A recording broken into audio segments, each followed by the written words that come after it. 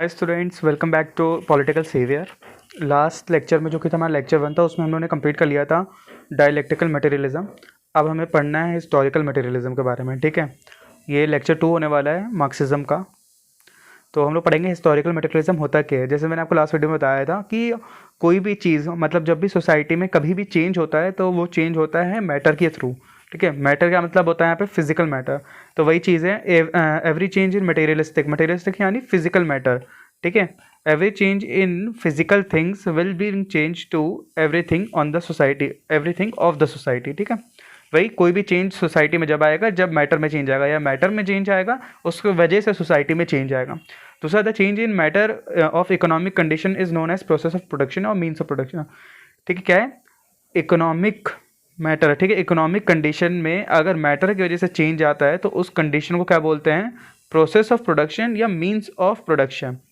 The change in matter of economic condition, economic condition के matter में, economic condition के आप कह लो उसके कोर में या इकोनॉमिक कंडीशन के वजह से कोई भी चेंज आता है, इकोनॉमिक कंडीशन के मैटर में कोई भी चेंज आता है तो उस कंडीशन को क्या बोलेंगे, प्रोसेस ऑफ प्रोडक्शन या मीन्स ऑफ प्रोडक्शन। और थर्ड पॉइंट क्या है, the first thing individual has done in history was nothing but production. सबसे पहले ह्यूमंस ने क्या किया था, सबसे पहले प्रोडक्शन स्टार्ट की थी। क्यों प्रोडक्शन, क्यों ह्यूमन से सबसे पहले स्टार्ट की, क्यों, क्योंकि इंसान को सर्वाइव करना, ह्यूमंस को सर्वाइव करना ना सबसे इंपॉर्टेंट एंड सबसे प्राइमरी फोकस है। सर्वाइव करना, वो सर्वाइव कैसे कर सकता है, ह्यूमन सर्वाइव कर सकता है प्रोडक्ट करके, प्रोडक्शन। इंसानों ने प्रोडक्शन की, प्रोडक्शन से जो प्रोडक्ट आया उसको कंज्यूम किया, कंज्यूम करके उनको सर्वाइवल हुआ। तो ये सबसे पहली चीज़ जो ह्यूमंस है उन्होंने सबसे पहले यही चीज़ की। ठीक है, प्रोडक्शन। अब एक चीज़ समझिए कि प्रोसेस ऑफ प्रोडक्शन, जो कि ऊपर पढ़ा है, process of production and means of production, ये दोनों अलग अलग चीज़ नहीं है। ठीक है, वो दोनों चीज़ सेम है। तो आप ये कह लो कि यह प्रोसेस ऑफ प्रोडक्शन जो लिखा है या फिर मीन्स ऑफ प्रोडक्शन, उसके दो टाइप होते हैं। ठीक है, पहला टाइप होता है force of production. Force of production क्या मतलब होता है कि आप कितना प्रोडक्शन कर सकते हैं। ठीक है, फोर्स ऑफ प्रोडक्शन का मतलब है कितना प्रोडक्शन कर सकते हैं, कैपेसिटी कितनी है प्रोडक्शन करने की। दूसरा है रिलेशनशिप ऑफ प्रोडक्शन। प्रोडक्शन का रिलेशनशिप क्या है, किससे, एक इंडिविजुअल का उसके प्रोडक्शन के साथ कैसा रिलेशनशिप है। ठीक है, तो एक कैसा रिलेशनशिप, एक रिलेशनशिप हो सकता है कि आप, वो जो इंडिविजुअल है वो ओनर है। ठीक है, वो जो इंडिविजुअल है वो ओनर है, या फिर वो इंडिविजुअल क्या है, लेबर। दो तरीके के हो सकता है रिलेशनशिप। ठीक है, ओनर या लेबर। तो जो ओनर होगा ऑफकोर्स होगा, ऑब्वियस है कि उसके पास लैंड है। ठीक है, ओनर है वो उस लैंड का, इसलिए उस पर प्रोडक्शन करवा रहा है। तो ओनर हैव्स वाले होते हैं। हैव्स यानी जिनके पास है, लैंड है या कोई भी मीन्स है उस प्रोडक्शन को कंप्लीट करने के लिए, तो वो हैव्स हैं। एंड लेबर जो उस लैंड पे काम कर रहे हैं। ठीक है, जो प्रोडक्शन को कंप्लीट करवा रहे हैं। ठीक है, जो प्रोडक्शन कर रहे हैं वो होते हैं हैव्स नॉट, क्योंकि उनके पास ना लैंड है और ना ही वो प्रोडक्शन जो कर रहे हैं खुद के लिए कंज्यूम करने के लिए कर रहे हैं। ठीक है, किसी और के लिए, उन पर कुछ नहीं है। तो वो हैव्स नॉट वाले, ओनर हैव्स वाले हैं। ओके, समझ गए यहाँ पे हैव्स एंड हैव्स नॉट, ये बहुत इंपॉर्टेंट है, हैव्स एंड हैव्स नॉट। तो ये बहुत अच्छे से समझ लेना, नहीं समझे तो पीछे जाके फिर से वीडियो देख लो, बट ये समझना काफ़ी इंपॉर्टेंट है। According to Marx, who control the process of production will control everything in the society, example power, politician, etc. ठीक है, मार्क्स क्या कहते थे, कार्ल मार्क्स, और वो कहते थे कि जो भी इंडिविजुअल प्रोसेस ऑफ प्रोडक्शन या मीन्स ऑफ प्रोडक्शन कह लो उसे कंट्रोल करता है। ठीक है, वो इंडिविजुअल, वो ग्रुप, वो कंट्रोल करेगा सोसाइटी में पावर को, पॉलिटिक्स को, एक्सेट्रा। इन सब चीज़ों को वो इंसान कंट्रोल करेगा, वो इंडिविजुअल, वो ग्रुप कंट्रोल करेगा जो प्रोसेस ऑफ प्रोडक्शन को कंट्रोल करेगा। क्यों, क्योंकि प्रोसेस ऑफ प्रोडक्शन का राइट्स है उस पर। ठीक है, वो जो चाहे कर सकता है क्योंकि उसके पास प्रोसेस ऑफ प्रोडक्शन का राइट है, एंड जिस वजह से उसको पावर मिली है पॉलिटिक्स में, उसके हिसाब से उसका वर्क फोर्स, उसका मैन फोर्स जो होगा, जो भी, वो सब उसके अकॉर्डिंग चलेंगी चीज़ें। ठीक है, क्यों, क्योंकि बस उसके पास प्रोसेस ऑफ प्रोडक्शन का राइट्स हैं। अब यहाँ पे डिफरेंस क्या देखो, हैव्स एंड हैव्स नॉट, बहुत इंपॉर्टेंट चीज़ है, हमेशा याद रखना। ठीक है, क्या है, having means of production control power and politics. वही हैव्स वाले वो लोग होते हैं जिनके पास मीन्स ऑफ प्रोडक्शन का राइट्स होता है एंड वो कंट्रोल करते हैं पावर को, पॉलिटिक्स को। हैव्स नॉट कौन होते हैं, जिनके पास राइट्स नहीं होते प्रोडक्शन के। ठीक है, does not have means of production. ठीक है, तो जिस वजह से क्लास स्ट्रगल स्टार्ट हुआ, ये एक इंपॉर्टेंट टॉपिक है। उससे पहले ये समझो क्या है, क्या हुआ, क्लास स्ट्रगल कैसे स्टार्ट हुआ, हैव्स और हैव्स नॉट पे फर्क समझ गए। एक इंसान है, इंडिविजुअल है जो हैव है। ठीक है, उसके पास सब कुछ है, लैंड है, सब कुछ है, तो उसकी ज़िंदगी बहुत सही चल रही है। एक इंसान है जो हैव्स नॉट है, जिसके पास कुछ नहीं है, ठीक है, तो वो जो इंसान हैव्स नॉट होगा वो चाहेगा कि मेरे पास लैंड आए, ठीक है, मैं उसमें प्रोडक्शन करूं। तो जो हैव्स नॉट होगा ये स्ट्रगल करेगा, ठीक है, मैं स्ट्रगल करेगा हैव्स की बराबरी करने के लिए, ठीक है, और हैव्स नॉट जो है वो इसको रोकेगा, जो हैव्स नॉट है वो इसको रोकेगा कि वो उसकी पावर छिना ना जाए हैव्स की। तो इस वजह से यहाँ पे क्या आएगा, क्लास स्ट्रगल स्टार्ट हो जाएगा। जो हैव्स नॉट क्लास है वो हैव्स की तरफ जाएंगे कि हमें लैंड चाहिए, हमें प्रोडक्शन मीन्स ऑफ प्रोडक्शन में कंट्रीब्यूटर जो है हम इतना, तो उसके हिसाब से हमें राइट्स चाहिए। तो इस वजह से क्लास स्ट्रगल स्टार्ट हो जाएगी। एंड अगर आप डेफिनेशन पूछे कि डेफिनेशन क्या है, तो एक लिटरल डेफिनेशन यही है हिस्टोरिकल मटेरियलिज्म की, it is the materialistic interpretation of human history. बस ये 2 लाइन की डेफिनेशन है, बहुत है। क्या है? It is the materialistic interpretation of human history. Human history का एक इंटरप्रिटेशन है, ठीक है, बस इतना यहाँ। तो अब क्या है historical materialism according two marks, human history is nothing but the class struggle of different phases. Marks ने ह्यूमन हिस्ट्री को कैसे क्लासीफाई किया था, कैसे उसको कैटेगराइज या फिर कह लो उसको कैसे डिफाइन किया था। मार्क्स ने कहा था ह्यूमन हिस्ट्री जो है वो हिस्ट्री नहीं है कि ताजमहल कब बना, ठीक है, जहाँ ने क्या किया, ये सब जो है वो ये ह्यूमन हिस्ट्री नहीं है। ह्यूमन हिस्ट्री क्या है? Class struggle at different phases, जो कि ह्यूमंस शुरू से लेकर अभी तक प्रेजेंट तक जितना लोगों ने स्ट्रगल किया है, लोगों में जो डिफरेंट क्लासेस बटी हुई हैं, ठीक है, उन्होंने जितना स्ट्रगल किया है वो स्ट्रगल है ह्यूमन हिस्ट्री, ठीक है। उस चीज़ को मार्क्स ने ह्यूमन हिस्ट्री कहा था। तो इसके अकॉर्डिंग अगर चले मार्क्स के अकॉर्डिंग, तो कितने स्टेजेस हैं उसके? 5 या 6 स्टेजेस हैं आपके, ठीक है, डिफरेंट फेजेस हैं जहाँ पे क्लास स्ट्रगल देखी गई है, ठीक है। सबसे पहला स्टेज जो होगा जहाँ से स्टार्ट हुआ सब कुछ, ठीक है, वो कौन सा स्टेज है? वो है प्रिमिटिव कम्युनिज्म। प्रिमिटिव कम्युनिज्म इसमें क्या था? सबसे पहला पॉइंट इसमें जो थी वो लाइफ बहुत सिंपल थी। प्रोडक्शन जो था, प्रोसेस ऑफ प्रोडक्शन कि प्रोडक्शन कैसे होता है, बहुत इजी था, कोई कॉम्प्लिकेटेड नहीं था इतना। प्राइवेट प्रॉपर्टी बिल्कुल नहीं थी किसी के पास, ठीक है, कोई क्लास नहीं था। क्लास क्यों नहीं था? क्योंकि किसी के पास प्राइवेट प्रॉपर्टी नहीं थी। बताया था ना, private property haves and haves not. जिसके पास प्राइवेट होगा, जिसके पास लैंड है, तो यहाँ पे लैंड और स्लेव वाली बात हो गई कि ये मेरे लैंड पे काम करता है, वर्कर है, ये लेबर है, तो यहाँ पे क्लास बट गया। लेकिन जब आपके पास लैंड ही नहीं है तो आपके पास क्लास नहीं बटेगा। तो आपके पास प्राइवेट प्रॉपर्टी ही नहीं है तो क्लास ही नहीं है, क्लास नहीं है तो स्ट्रगल नहीं है, ठीक है, समझ रहे हो? तो वही चीज़ है। तो क्लास नहीं है, कोई क्लास नहीं रही थी क्योंकि प्राइवेट प्रॉपर्टी नहीं है, जिसके वजह से क्लास स्ट्रगल नहीं है, सही बात है। And everything belongs to everyone, and जो भी चीज़ प्रोडक्शन होती है वो सबको इक्वली मिलता है, सबके लिए होता है। ये प्रिमिटिव कम्युनिज्म था, जो जहाँ पे बात की गई थी इक्वालिटी की, एवरीवन को मतलब सबको सब कुछ मिलना चाहिए। यहाँ पे कोई भेदभाव नहीं था, यहाँ पे कोई क्लास स्ट्रगल नहीं था, ठीक है। ये प्रिमिटिव कम्युनिज्म था। सेकंड फेज जो आता है हमारी सोसाइटी का, वो आता है, सेकंड फेज आता है स्लेव सोसाइटी, ठीक है। स्लेव सोसाइटी में क्या है? इस सोसाइटी में जो हमारी जो इस फेज़ में क्या हुआ था? इस फेज़ में हमारी सोसाइटी 2 क्लास में डिवाइड हो गई थी। एक क्लास मास्टर्स की होती थी जिनके पास हैव्स हैं, मास्टर हैव्स वाले हैं, ठीक है, एंड एक सोसाइटी होती थी स्लेव्स की जो हैव्स नॉट रिप्रेजेंट करते, जिनके पास कुछ नहीं है। मास्टर क्या होते थे? हैव्स वाले control process of production, having power and politics, वही जो मैंने ऊपर बताया था आपको, वही बस फेज चेंज हो रहा है, ठीक है। क्या चेंज हो रहा है? फेज चेंज हो रहा है, जिस वजह से जो टर्म्स हैं वो चेंज हो रहे हैं आपके, ठीक है। याद रखना, अभी देखो आपने यहाँ पे पढ़ा ना मास्टर एंड स्लेव्स का, अभी नेक्स्ट फेज में आऊँगा मैं, तो अब देखना कि नेक्स्ट फेज में जो टर्म है ये मास्टर और स्लेव्स वाला, ये चेंज हो गया होगा, बट चीज़ वही रही होगी, कॉन्सेप्ट वही है, बस टर्म चेंज हो रहा है यहाँ पे। मास्टर क्या है? जो कंट्रोल करता है प्रोसेस ऑफ प्रोडक्शन को, उसके पास पावर होती है, पॉलिटिक्स वो कर सकता है, ठीक है, सब कुछ। स्लेव्स कौन होते हैं? Does not have control over process of production and deprive class, backward class कह लो, ठीक है ना, ये स्लेव्स होते हैं जो कि काम करते हैं मास्टर्स के लिए। तो ये हैव्स नॉट है और ये हैव्स है, ठीक है। अब क्या होता है इनकी वजह से? Because of which private property emerges led to class struggle. यहाँ से सेकंड फेज से आपका क्लास स्ट्रगल स्टार्ट होता है। क्यों?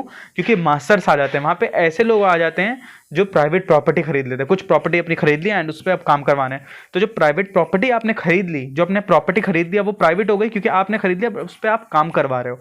तो जो काम करवा रहे हो वो हैव्स नॉट से करवा रहे हो, एंड उस हैव नॉट्स जो आएगा वो आएगा आपका स्लेव या कोई भी कह लो, वो हैव्स नॉट चाहेगा कि मेरी लाइफ कंडीशन इंप्रूव हो, तो जिसकी वजह से वो हैव के तरह बनना चाहेगा। हैव्स नॉट हैव की तरह बनना चाहेंगे, जिस वजह से क्लास स्ट्रगल स्टार्ट हो जाएगा। ठीक है। तो ये वही चीज़ है, यहाँ पे प्राइवेट प्रॉपर्टी आएगी जिस वजह से क्लास स्ट्रगल आ गया, तो ठीक है, ये वही बताया गया। अब देखते हैं थर्ड फेज। थर्ड फेज क्या होता है, ये आता है feudal system. Third phase feudal system है। सेकंड फेज क्या था, स्लेव सोसाइटी। थर्ड फेज में क्या है, nature of production changes from slave to agriculture. पहले क्या था, पहले स्लेव था, यानी स्लेव जैसे कि कोई भी हाउसमेड टाइप ऑफ, ठीक है, वो काइंड ऑफ स्लेव्स में ही आते हैं वो सबको। लेकिन थर्ड स्टेज में चीज़ें बदल गई टाइम टू टाइम। अब जो सोसाइटी है ना हमारी, वो सोसाइटी चेंज होकर एग्रीकल्चरल सोसाइटी आ गई, ठीक है। सोसाइटी चेंज हो गई, एग्रीकल्चर सोसाइटी पे आ गई। अब लोग खेती बाड़ी ये सब करने लगे। Land was most dominant feature. Obvious है, अगर खेती बाड़ी की सोसाइटी बन चुकी है, अब यहाँ पे एग्रीकल्चर सबसे इंपॉर्टेंट चीज़ है, तो लैंड जिस भी होगा वो सबसे इंपॉर्टेंट होगा, ठीक है। तो मोस्ट डोमिनेंट फीचर लैंड हो गया। Thus society was again divided into class. फिर से वही सीन हो गया, क्या हुआ, सोसाइटी फिर से दो पार्ट में डिवाइड हो गई। एक पार्ट क्या था, लॉर्ड्स। एक पार्ट कौन, हैविंग लैंड्स, जिनके पास लैंड है वो लॉर्ड्स बन गए, ठीक है। और जिनके पास लैंड नहीं है वो क्या बन गए, सर्फ्स। क्या बन गए, सर्फ्स, SERFS, सर्फ्स। ये क्या थे, ये लैंडलेस पीजेंट से, पीजेंट्स यानी कॉमन पीपल, अब समझ लो, ठीक है, ये कॉमन पीपल थे। तो फिर से क्या हुआ, सोसाइटी दो पार्ट में डिवाइड हो गई और क्लास स्ट्रगल जो है वो कंटिन्यू रहा, समझ रहे हो। उसके बाद आते हैं नेक्स्ट फेज। नेक्स्ट फेज रहा है इंडस्ट्रियल रेवोल्यूशन। ये बहुत इंपॉर्टेंट फेज है।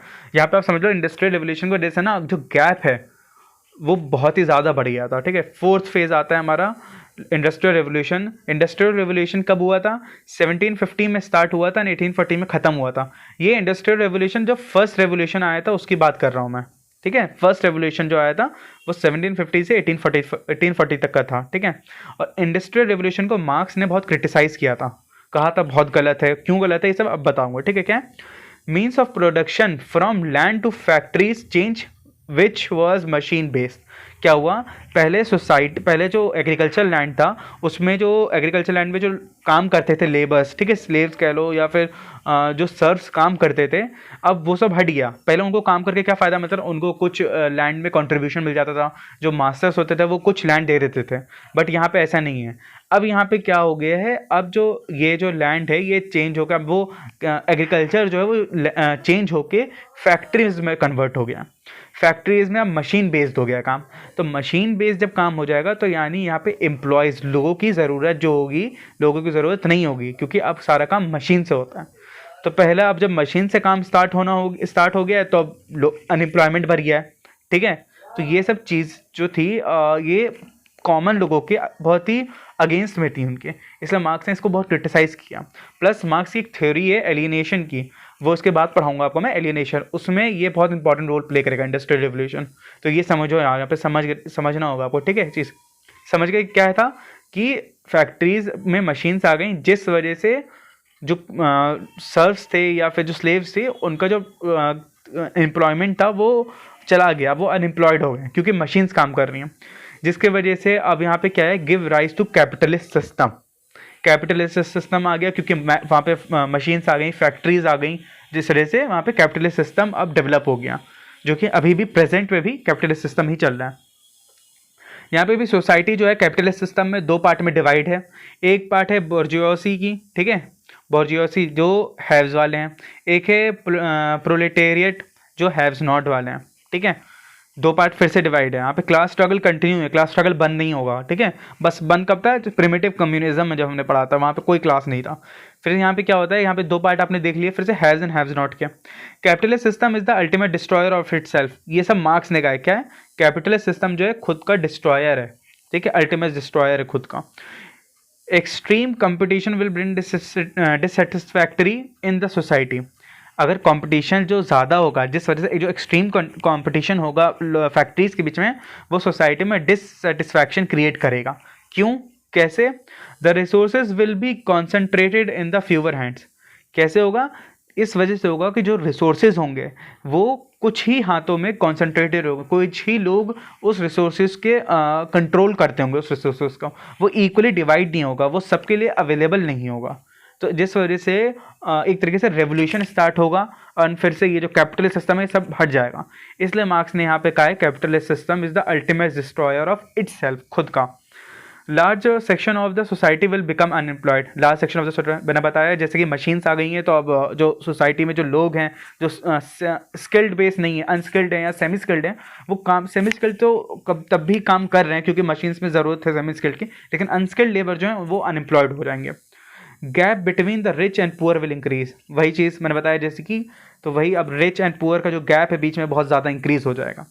तो इन सब प्रॉब्लम्स को, ये सारी प्रॉब्लम्स जो हम लोग ने पढ़ा, इन सब प्रॉब्लम्स को लोग इतने परेशान होंगे जिसके वजह से क्या आएगा, एक आएगा revolution, revolution in the capitalist system.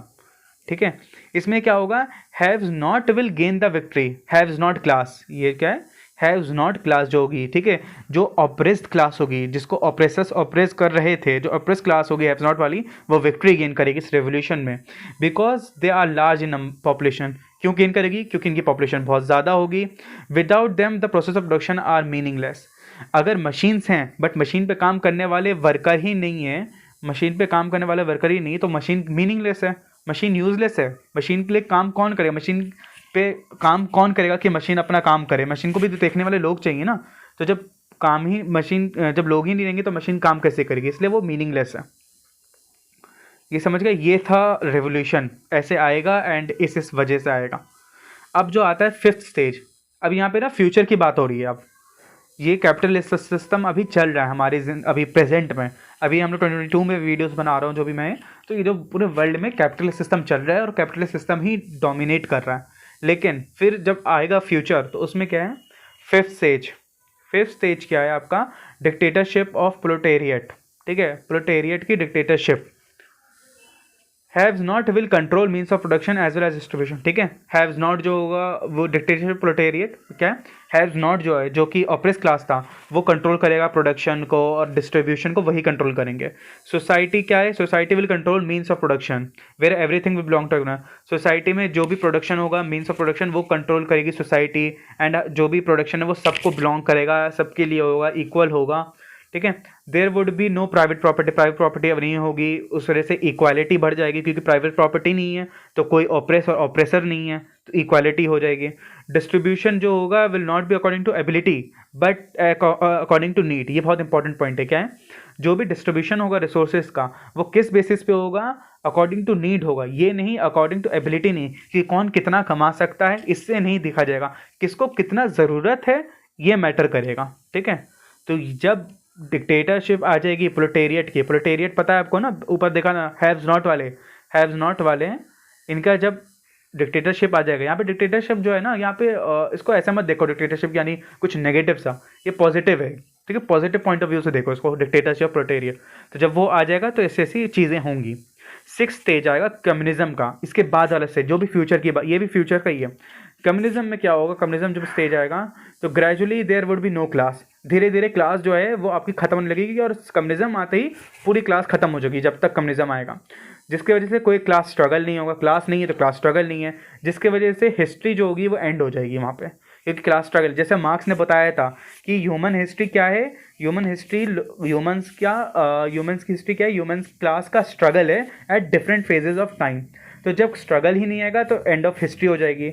अब जब स्ट्रगल नहीं है, क्लास स्ट्रगल नहीं है लोगों में, तो पॉलिटिक्स नहीं हो पाएगा, कोई स्टेट नहीं होगा। स्टेट से मतलब समझो गवर्नमेंट नहीं है कोई, कि गवर्नमेंट क्या करती है, मैनेज करती है। ठीक है, जब क्लास स्ट्रगल ही नहीं, लोगों के बीच में इक्वालिटी बढ़ चुकी है, सब कुछ हो गया, नॉर्मल है सब कुछ, तो वहाँ पे पॉलिटिक्स की और स्टेट्स की, गवर्नमेंट की कोई ज़रूरत नहीं है। और जब stateless and classless society last में बन जाएगी हमारी, ठीक है, स्टेटलेस एंड क्लासलेस सोसाइटी, जिसको मार्क्स ने कहा है हेवन ऑन अर्थ कम्युनिज्म। तो ये हमारे 6 स्टेजेस थे। ठीक है, इसके बाद थ्योरी ऑफ एलिनेशन है, वो नेक्स्ट लेक्चर में पढ़ेंगे। तो ये 6 स्टेजेस थे हमारे। Six stage communism, fifth dictatorship of proletariat, fourth stage जो है industrial revolution, third stage feudal system, second phase या second stage slave society, and first जो है प्रिमिटिव कम्युनिज्म। तो ये 6 स्टेजेस हैं जो कि बहुत इंपॉर्टेंट थे, और ये हिस्टोरिकल मटेरियलिज्म को दिखाते हैं कि क्या है हिस्टोरिकल मटेरियलिज्म। तो आई होप आपको वीडियो समझ आ गई होगी, एंड कोई भी प्रॉब्लम है तो कमेंट सेक्शन में कमेंट कर देना, मैं एक्सप्लेन कर दूंगा कोई भी चीज़ होगी। तो थैंक यू, अब नेक्स्ट लेक्चर में मिलते हैं। Okay, bye.